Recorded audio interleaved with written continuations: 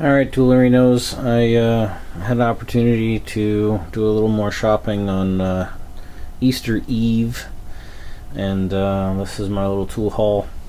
I'll start with probably the least exciting, a magnetic base for an indicator, which I need for the lathe project, and a drill press vise, which I was originally hoping to find something a little more vintage, but I've been looking for a while, and the old vintage ones I found don't have these little side ears for holding it down, and I really wanted one like that. And this one only has one small mistake hole drilled partway into it, so even though it's probably made in China or Taiwan, it's older based on its condition, and it was inexpensive, and I will clean it up and get to use it.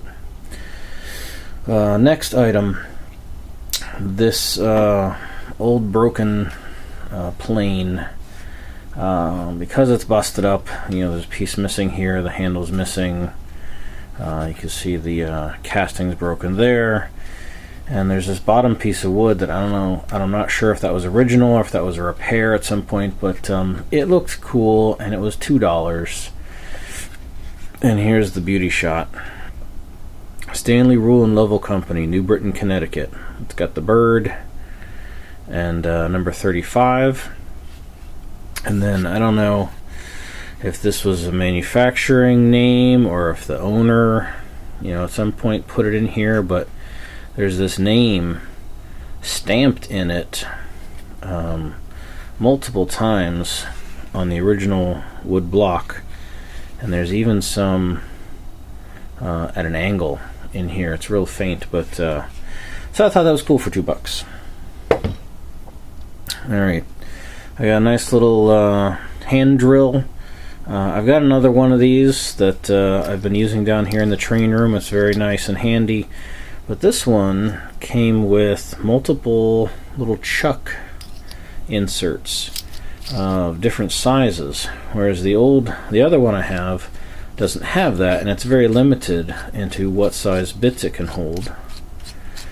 And this one, see, it's got some that one's super tiny and that one's much bigger, so it has more options, which is kind of nice. Needs a little lube. This should be a little more free spinning, but I thought that was cool. $2. Found this very nice long pocket knife style knife. The man called it a fruit knife, like for cutting fruit or melons or something. Here it says stainless steel Japan, and on the other side says Valor number 117-B. And the handle is plastic, scales, and it's got a little crack there, but otherwise doesn't look too bad. It's kind of a pearlescent, and it's in pretty good shape. Needs some cleanup, needs some sharpening. The tip took a little bit of damage at some point, but I had not seen one like that, so I thought it was cool. I've got here a nice little pin vise or whatever you call it. Probably just keep this in the training room for modeling.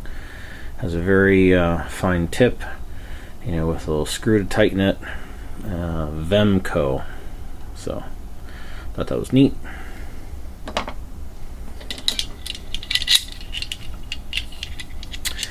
I found a broken spring balance. The mechanism here is no longer attached to the spring inside, but says I'm not sure if that's C torsioners or Lorschners, or I can't tell because the one rivet's in the way, or if it's Klorschners. I'm not sure if that's a C dot or whatever, but anyway, balance number 2, New York, patented July 9th, 89. So of course I'll show you the patent.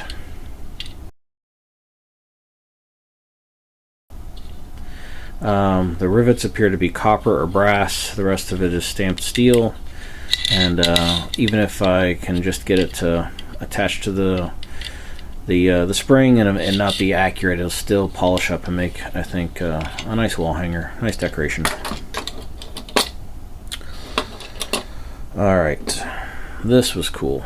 It's called a pocket tire gauge for balloon or standard tires, it says, and it's in real good shape. I haven't actually tried it, but it looks like it's going to work. And it says patented June 13th, 1911, and May 18th, 1926, and February 8th, 1927, made in USA. So I found patents for it, so I'll show you the patents.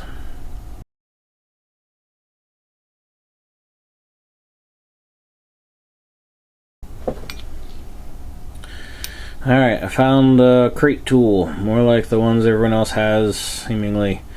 And, you know, I wasn't really going to buy it just because until I saw the logo, which intrigued me.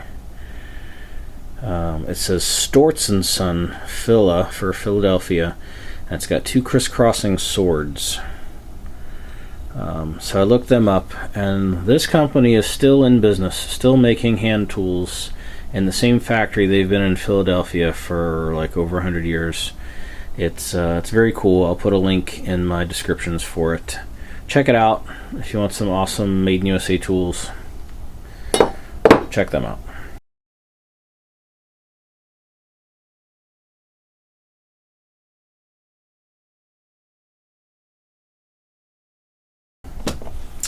And then finally, I got myself one of these Lufkin steel rules. I've never had one like this. You know, I've got the usual tape measures and things, and I've got a fiberglass tape that's like 250 feet long. I don't have a 100 foot, and this is a 100 foot Lufkin nickel clad steel tape. Says Royal. It's got a little damage here. I got to try to glue that down. Clearly it needs cleaned. It's got a little rust. It must have been left outside, but the button still works to pop this out. And one thing I noticed that I really liked about this, everywhere where there's steel that moves, other than this little hinge right here, this outer ring appears to be nickel-plated brass that this then steel part rotates in, and this little knob that spins on here that engages there, and then the snap in there, is brass. So where the brass meets steel, it will never rust together or freeze up. And on the other side here too, this outer ring here, you know, not the aluminum or whatever this is that's got the name in it. This ring right here, this tapered part, that's nickel-plated brass, but then what's inside is steel. So there again, it seems like wherever things were going to be moving relative to each other, they always alternated the material with brass and steel. And then even this little wheel right here where the tape rolls against, that little roller is brass.